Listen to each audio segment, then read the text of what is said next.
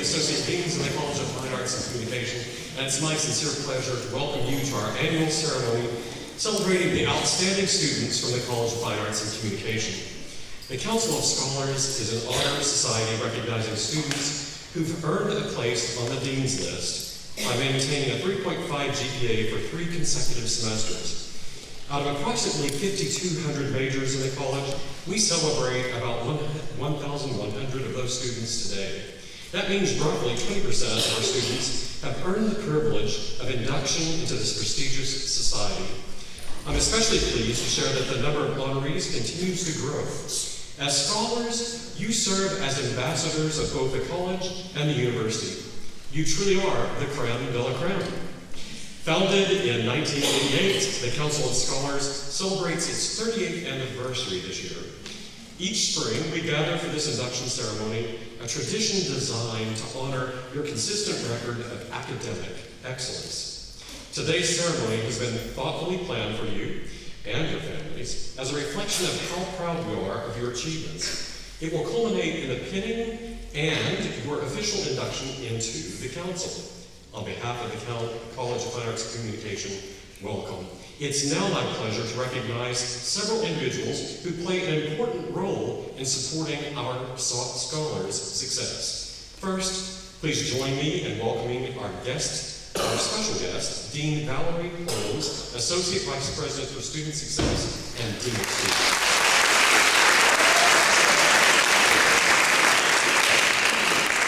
Next, I ask that all faculty and staff members from the College of Fine Arts and Communication to please stand and let us recognize you.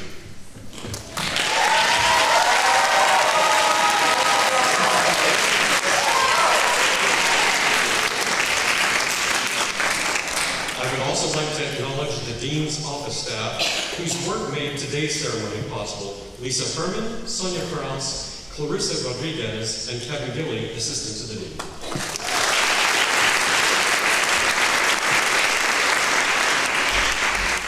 In addition, we are fortunate to have the support of our Associate Deans, Dr. Laurie Fluker and Dr. Daniel Carter, both from the School of Journalism, Mass Communication, and yours truly from the School of Music. Finally, I'd like for you to meet each of the directors in our college. First, from the School of Art and Design, with 950 majors, is ably headed by Director Beth Thomas.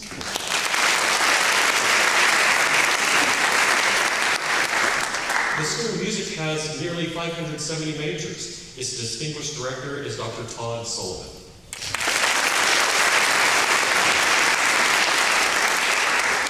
The School of Theater, Dance, and Film has over 1,100 majors and is under the direction of the brilliant Sarah May.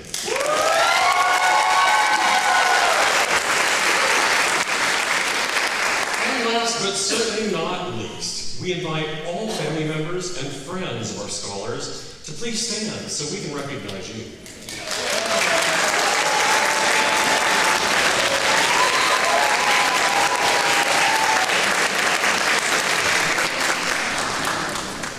We are truly grateful you're here to share in this momentous occasion. Our keynote message this afternoon will be delivered by the Dean of the College of Fine Arts and Communication, Dr. John Fleming. Dr. Fleming has served Texas State University for 27 years, including 10 years as chair of the Department of Theater and Dance, and 12 years as Dean of the college. While his record of teaching, research, and service is exceptional, it is his dedication and his sincere dedication to the students that truly sets him apart. Ladies and gentlemen, please welcome the only person that speaks faster than I do, Dr. Dean John Fleming.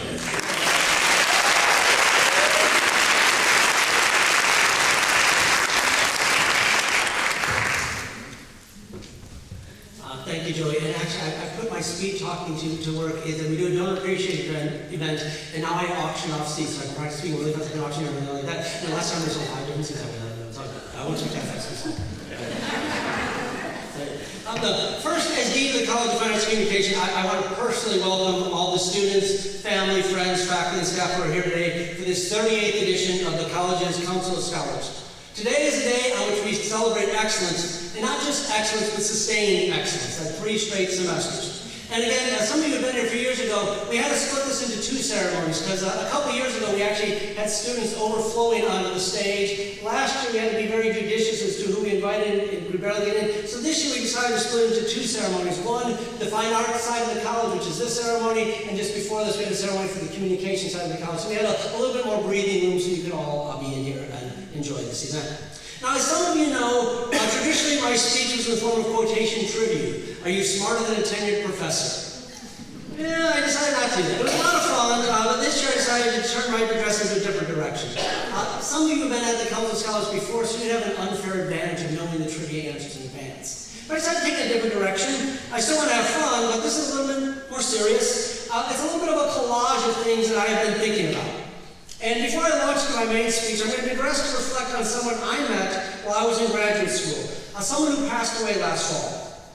One of the things I did in grad school is I did research on a theater company in Honduras. And the theater company was run by Jack Warner. And what was interesting is Jack was a Jesuit priest whose missionary work was running a theater. Things we don't usually think of, a priest and a theater company. But that was his missionary work, what he did for over 30 years. And Honduras was the second poorest country in the Western Hemisphere at that time. And besides its material poverty, it had cultural poverty. So that's part of what inspired Jack to pick Honduras and to work with Hondurans to work on a cultural project. But when I was there back in the summer of 1992, I was walking to the theater one morning, and I came across a poor child begging. Now, unfortunately, in Honduras, it was not unusual to see a child begging on the side of the street. And my Spanish was okay, but I listened a little more closely. What was this child asking for? What did he want? He wanted tickets to the theater. So sometimes I'm asked, do the arts matter? I said, yes, they do matter. They matter not only in our culture, they matter to this little kid with very little in life. But for him, getting the tickets for that night in the theater, it was going to give him a moment of joy, a respite from the woes of the world, a measure of comfort.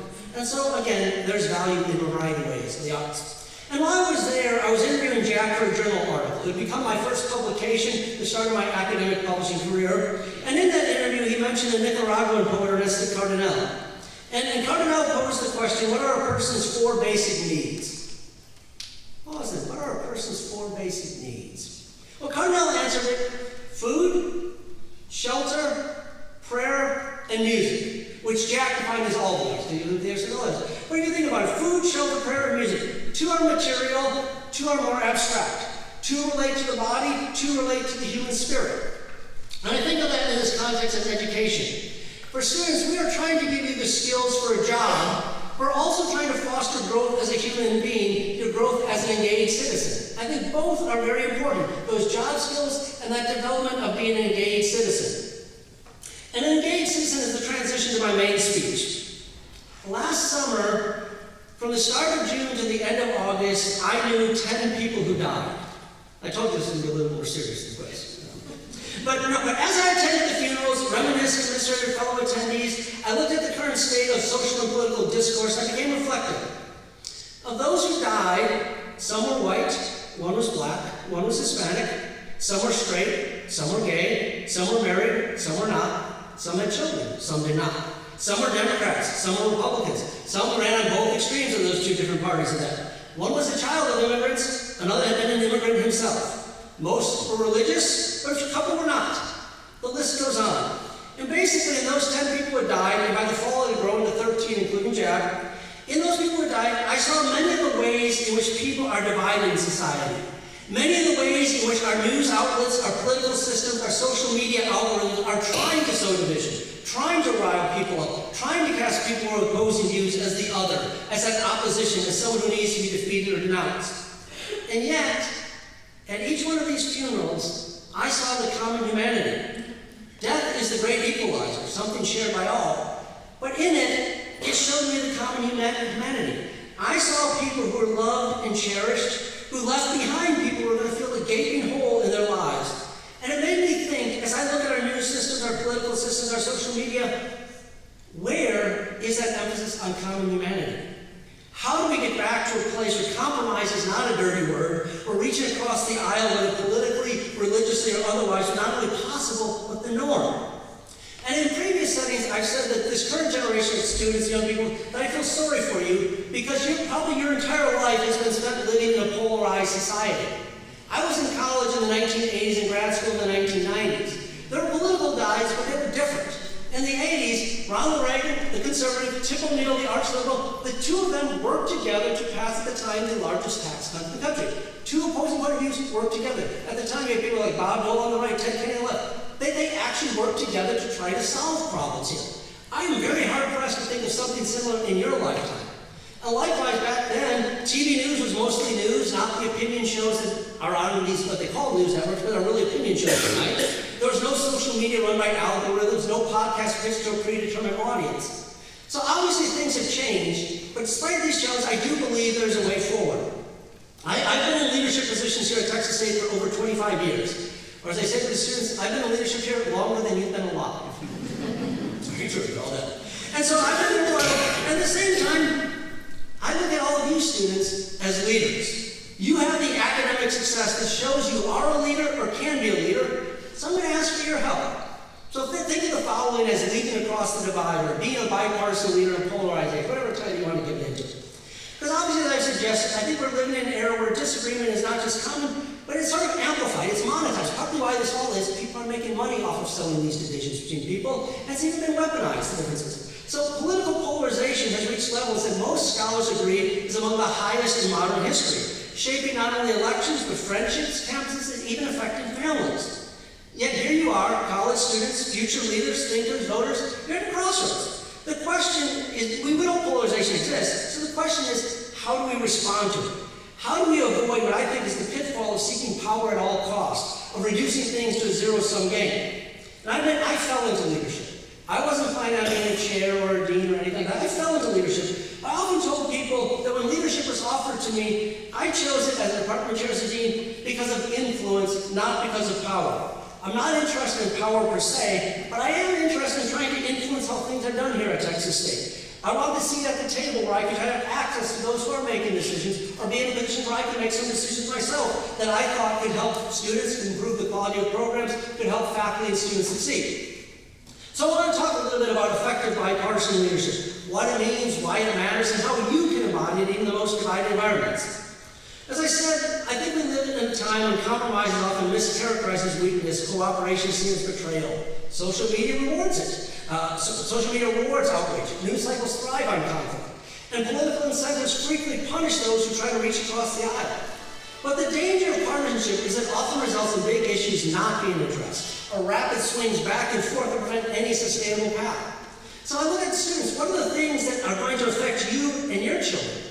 Climate policy, healthcare, education, economic opportunity, the list goes on. Unfortunately, this polarization often ignores our common humanity. It prevents us from trying to find solutions that are acceptable to a cross-section of views. But it's important to remember this polarization is a condition, it's not a destiny, it's not inevitable. Now I use that phrase bipartisan leadership, and there's a danger in caught up in sort of trite phrases or empty expressions. But it's important to note that bipartisan leadership is not about abandoning your values. It's not about splitting every issue down the middle. It's certainly not about avoiding hard conversations. As a dean, I have to have some hard conversations. They're not fun, but they're necessary. And I've often said that in any difficult conversation, it's not just what you say, but how you say it and when you say it. And all three are important. What you say, how you say it, and when you say it. So bipartisan leadership does involve holding firm to your principles, but also remaining open to partnership.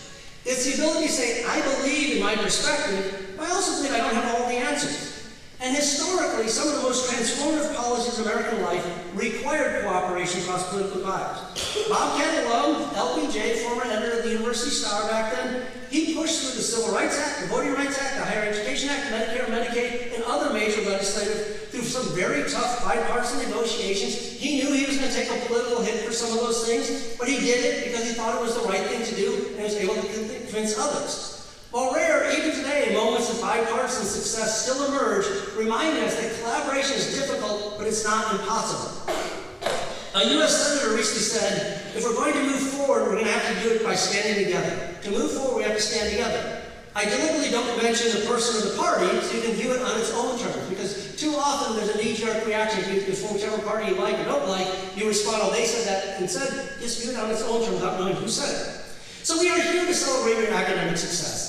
So why the heck is this guy talking about bipartisan leadership? Basically, I care about your future. I care about the role that you can play in fostering a future worth living.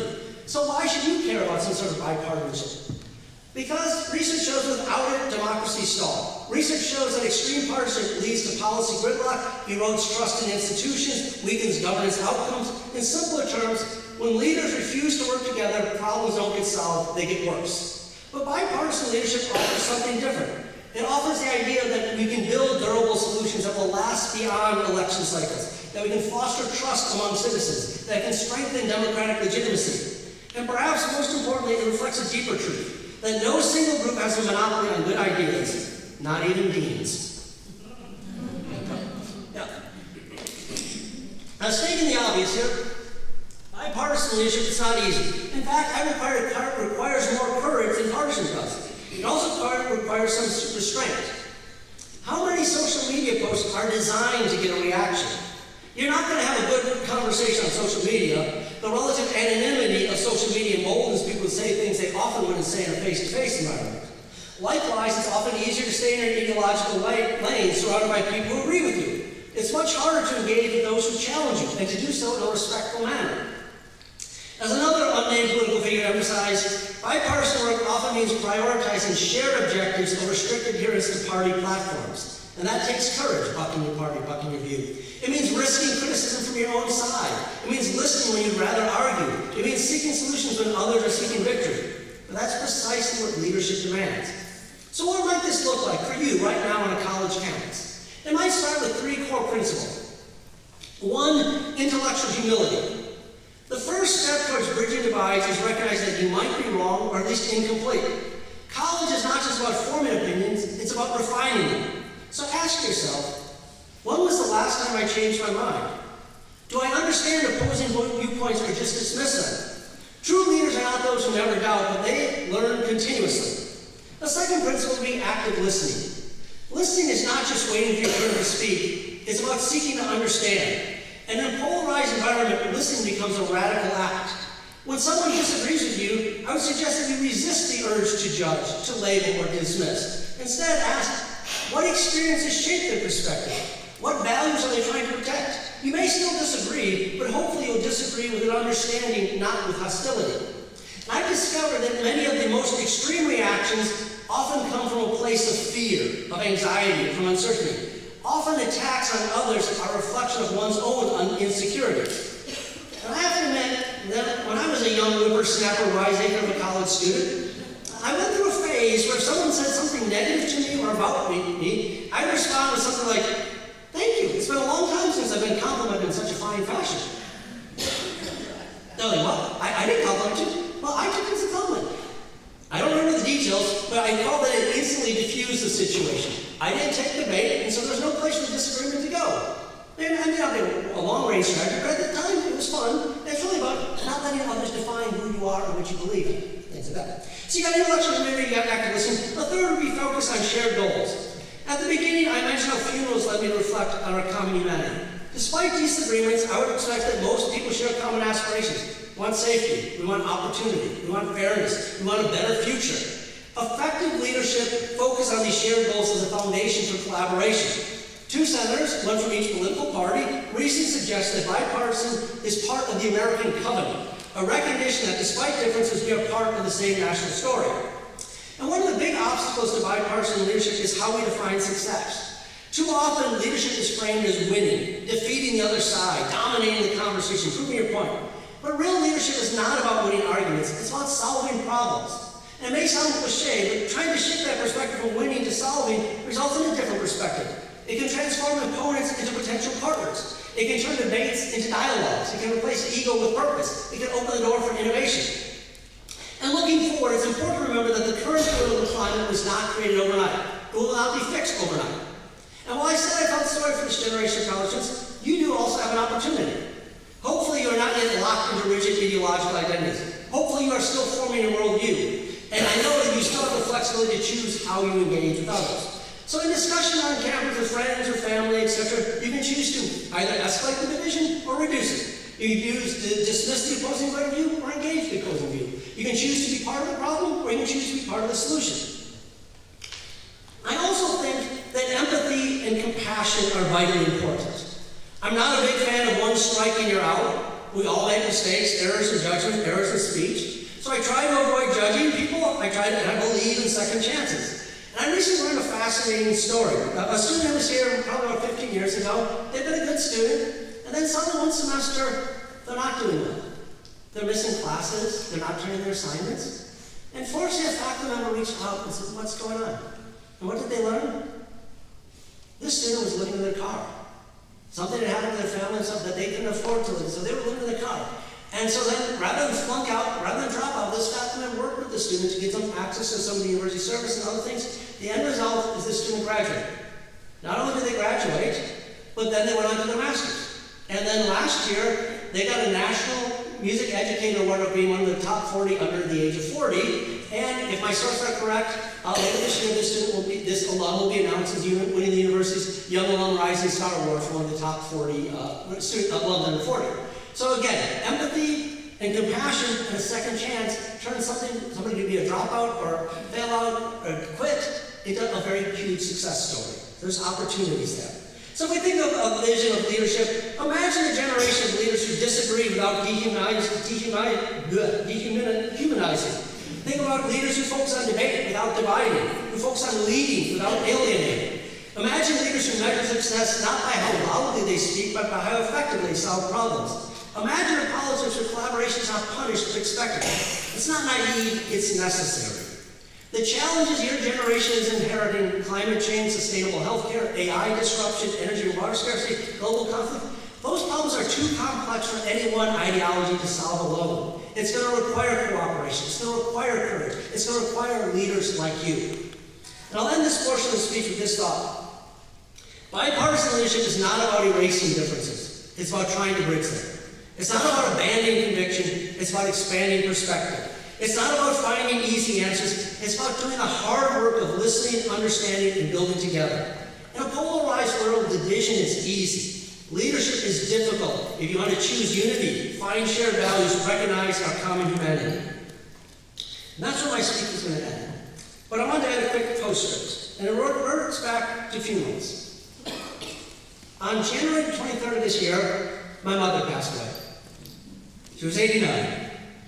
And it was 9 years to the day that my father had passed away. And my siblings chose the prayer card. And whether you're religious or not, whether you frame it as a prayer or not, I think many of the words carry good guideposts for leadership and a life well lived. And it says, this is a beautiful font, I can't read the font on the back of this. It says, where there is hatred, let me sow love. Where there is offense, let me bring pardon. Where there is discord, let me bring union. Where there is falsehood, let me bring truth. Where there is doubt, let me bring faith. Where there is despair, let me bring hope.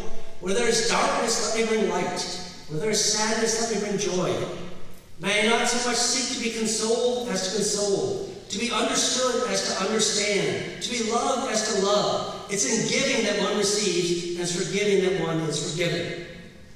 And so I thank my parents for the love they gave me and my 7 siblings, and the gift of education that they instilled in me. They did not have a lot of money, but they instilled the importance of education. And so, a couple of weeks ago, I decided to endow a scholarship in my parents' honor. And Sarah, the beauty of it is, the criteria is open to any student for any reason. The charity, sometimes it will be high success, sometimes it can be low thing, somebody who needs help. The criteria, whatever depends the circumstances of the time. So students and parents, make sure you appreciate each other. Make sure students thank your parents for the love and support that they've given you throughout. Parents, sometimes you may need to be forgiving of your children. Maybe things are always like and stuff like that. But students and parents, congratulations on your academic success. And may the bonds of love, empathy, and compassion forever guide you forward, both in good times and in bad, in moments of sorrow and in moments of joy, such as today. So on behalf of the faculty and staff of the College of Fine Arts and Communication, I want you to know how proud we are of you, how happy you are. You have earned your way into being a member of the 38th edition of the College of Fine Arts Council of Scholars. Congratulations.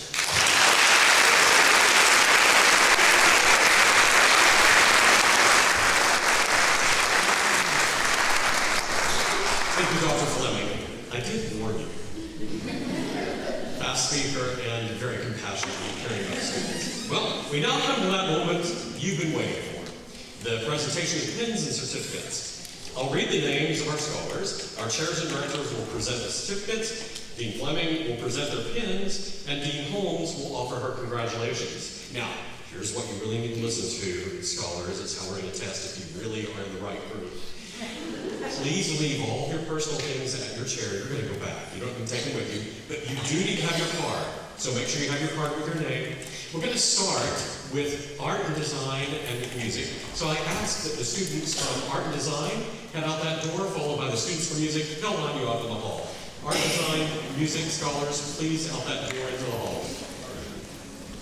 And well, yeah, students head on out. Well, I vamp up here. We'll just take a look for each students. You keep on heading out. But for each unit, we just kind of put up a few of the bragging points about each unit. Things like art and design, most recognized communication design program in the national competition a couple of recent years. Top 25 undergraduate communication design program from another entity. Number 13 undergraduate art and design program. Over 10,000 visitors each year to the Texas State Galleries. 100% job placement for art education. The faculty have won Guggenheim's National Science Foundation grants that are collected by museums across the country. And for all these things, we do an annual college report that includes many of these accolades into it and things like that. If we can talk to music, I'll keep them organized and keep them. Next one. Music, again, mariachi has won 11 titles in this national competition, Mariachi August, and their prize for winning this year is they're actually going up to perform at the Detroit Opera House in May. They'll be performing with one of the top mariachi groups. We were trying to get them to perform with Bruno Mars, but it's not going to quite work. Bruno Mars is a mariachi song, but the timing doesn't quite work with that, things like that. They've been ranked as high as the number 4 music program, best opera production in recent years. Faculty have performed on over 50 Grammy-nominated compositions, winning 9. The sound recording technology program has Grammy and Emmy-winning alumni. One of them has done Willie Nelson stuff for the last 30 years. And it's always fun to see an alum sitting next to Willie Nelson mixing stuff and then holding their Grammys together and things like that. Many alums have won Teacher of the Year in their district there. Quickly to theater, dance, and film, I keep vamping. Theater recently ranked the number 22 drama program in the world by Hollywood.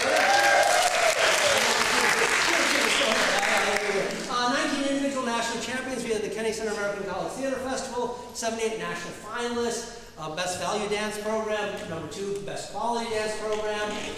40 film students recently worked on a film that went to Tribeca, and film don't forget to say, okay, I'm out of time right now. Oh, here we go. Art, music. Okay, I got a spot now, I'm sorry.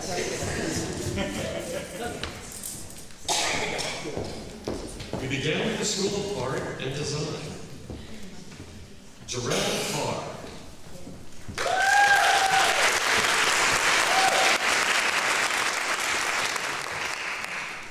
Sofia Chiquillo Alvarez.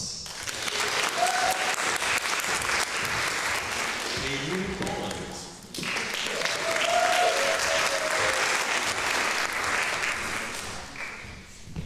Rihanna Kaluna.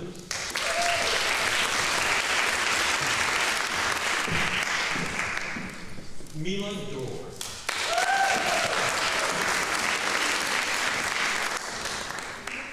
Adriana Zamora.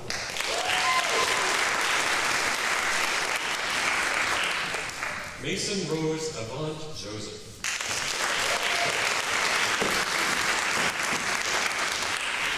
Carmen Keene.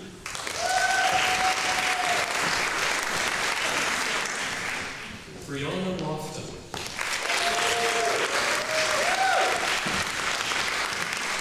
Casey McMullen.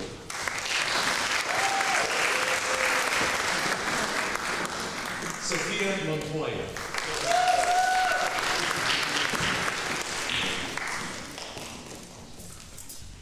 Gabriela Elizabeth Moreno.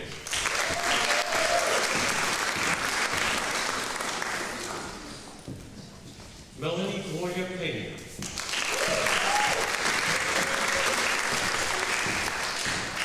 Samuel Joseph Holt.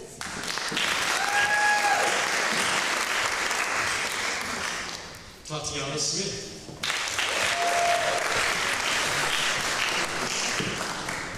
Savannah Marie Valdez.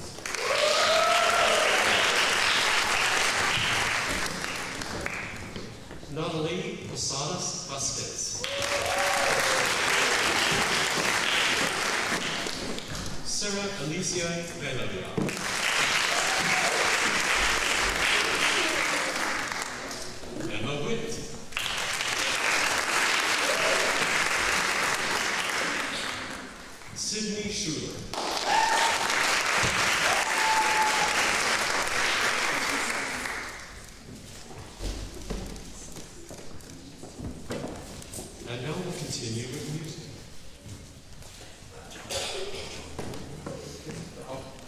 we do that, would all students from theater, dance, and film, please join up that we'll line you up in the hall.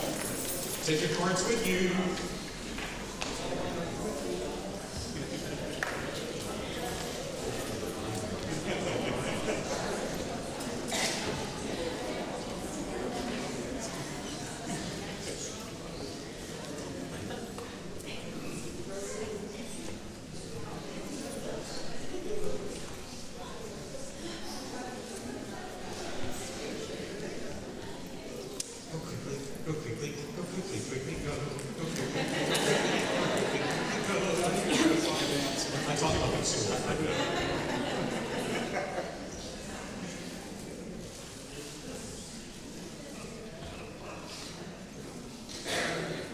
And now we'll continue with music. Ro Artial.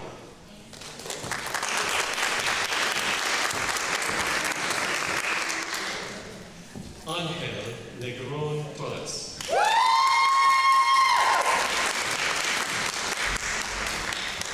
Max Pickett.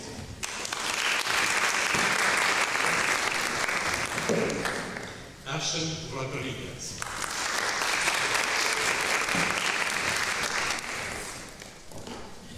Jose Santana.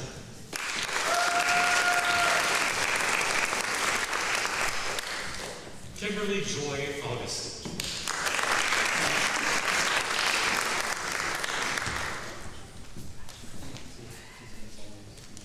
Casey McMullen. Are you in the house? Casey McMullen. He already was here. Huh? He's ours. Casey, can you come here? Casey. Casey, would you like your certificate? Yeah, I'll give you. We'll have it for you after. You know, I met Casey earlier, so I don't. Okay. All right, good. All right, well, and they're lining up out there. So I'm going to vamp a little bit more. Okay, music, we have theater, dance, and film. Switch to the next one. And then, yeah, and then films are working on a variety of projects as well. And actually, students are working right now on a film that a faculty member is shooting here, their film that actually stars Emma Darcy, the House of Dragons on HBO. And they're familiar with her work. And Mariska Hargitay is producing it. We'll have 20 to 30 students working on that film. And then it goes out there. And for all these performances, if you go to TX State Presents, there's plenty of concerts and performances in the last couple weeks of the semester. Mariachi, orchestra, there's every music ensemble has something in these last 2 weeks of the semester. A dance has a concert all this weekend right now over in Evans. And then the musical sold out next week, so you can try to get standby tickets for that if you want. And again, and then at the end of the semester, Feria del Mariachi is May 5th, Vocal Libres that weekend, so we kind of go all the way to the end of the semester with these things. And then many of these students do summer work as well at different entities along that way. We're not quite ready. Does anybody have a question while I sit here? Oh, get ready. Good. All right. And now we continue with our dance and film. Camila Abram.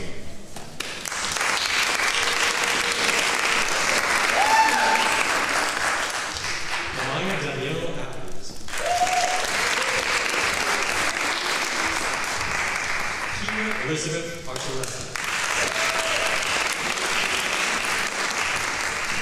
Torin Alexander Atkinson.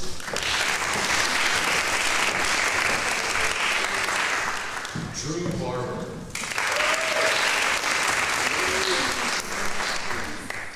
Ryan Taylor Bernhardt.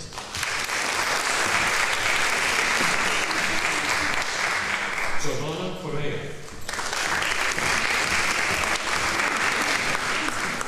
Abigail Cox.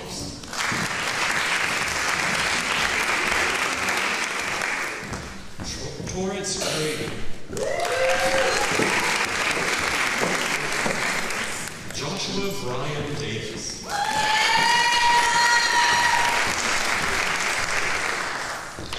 Samantha Dejbosh. Madison Gonzalez. Eleanor Hayes.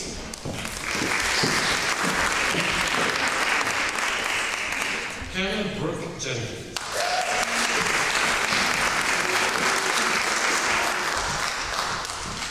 Tegan Lear.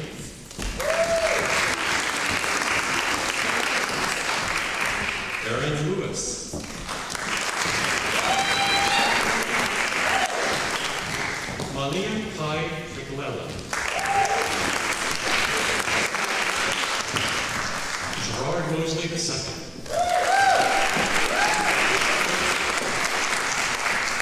Esmeralda Navarra Garcia. Natasha Marie Newton.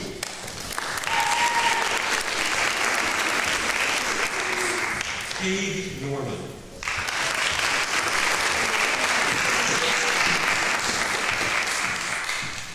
Nalay Nawanja.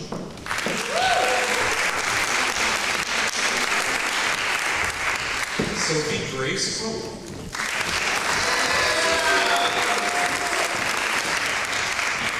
Nick Pruitt.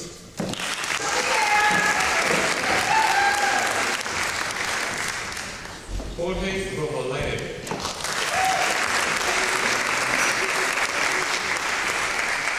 Sadie Rose Reyes Farinas.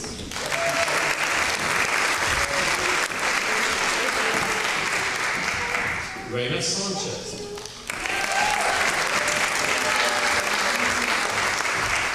Cameron Swexman.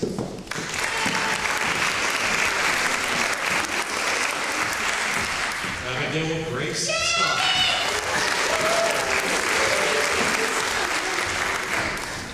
Liana Saylor Singleton.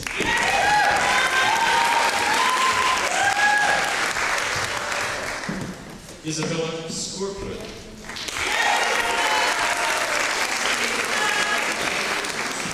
Talisha Smith.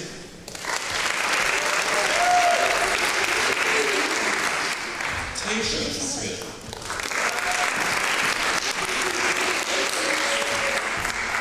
Jordan Spina.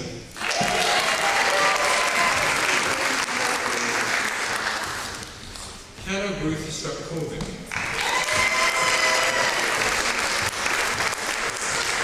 Simone Schraub Clark.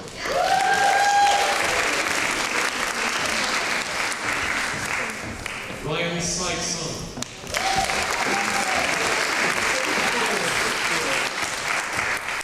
Haley Jerome. Reese Van Austin.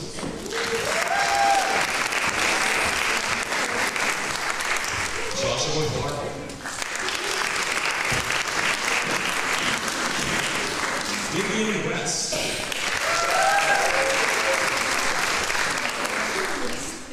Emily Lee Wu.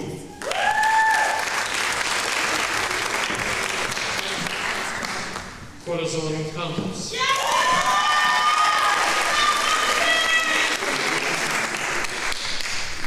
Zavela Marshall.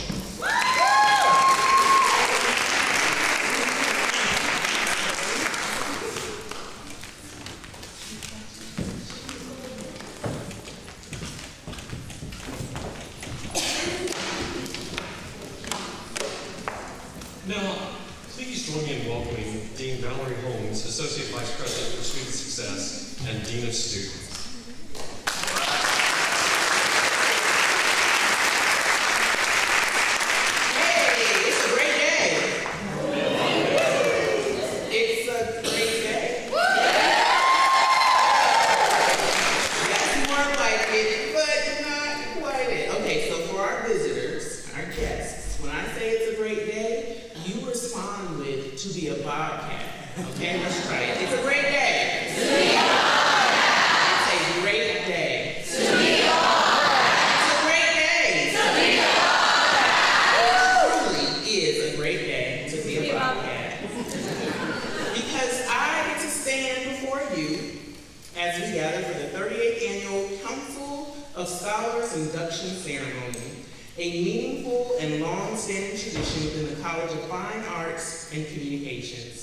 As you know, for nearly 4 decades, this ceremony has served as a formal recognition of students who have demonstrated sustained academic excellence, earning a place on the Dean's List for 3 consecutive semesters.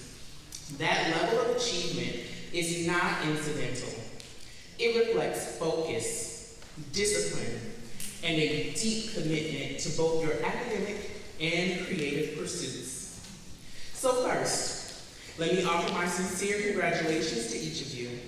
Today is about you, your work, your persistence, and your ability to remain committed to your goals over time. And I want to acknowledge something directly. This has not been an easy academic year. Am I right? Yes. I know.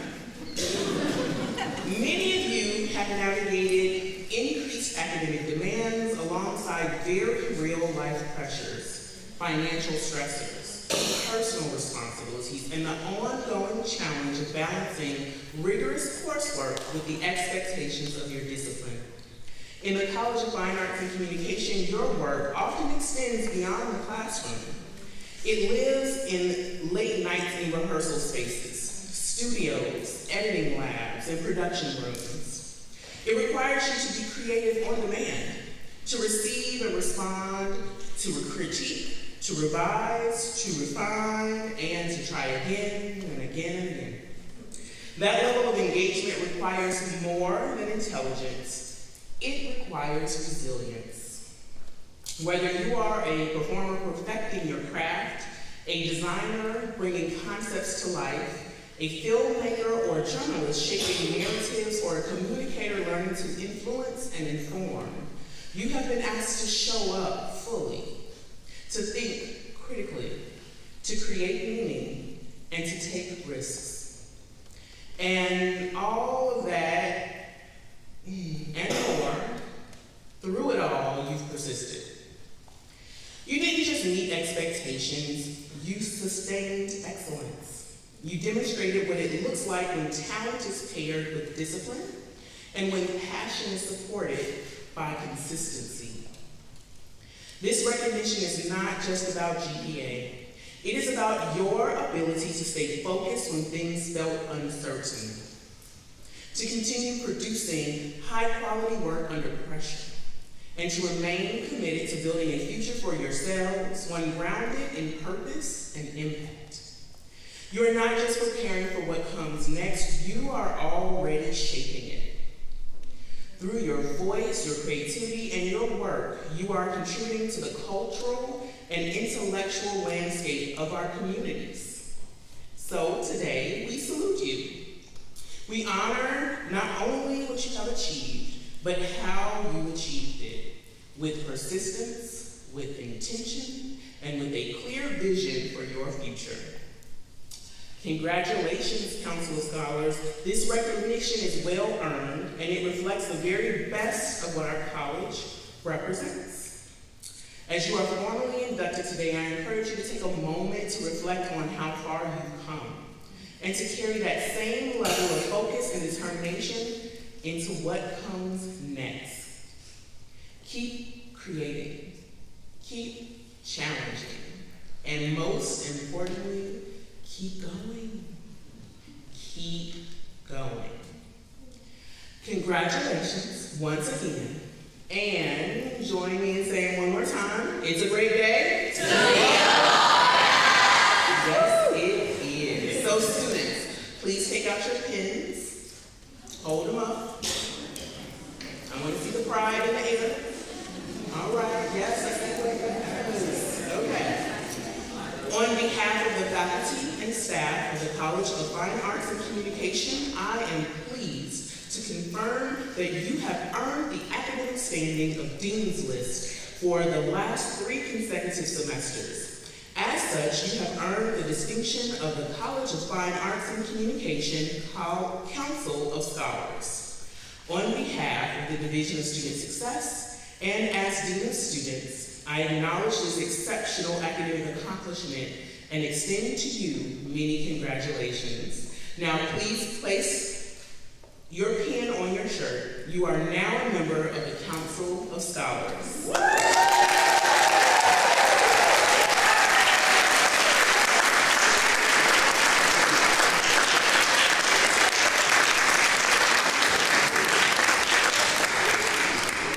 Thank you, Dean Coles.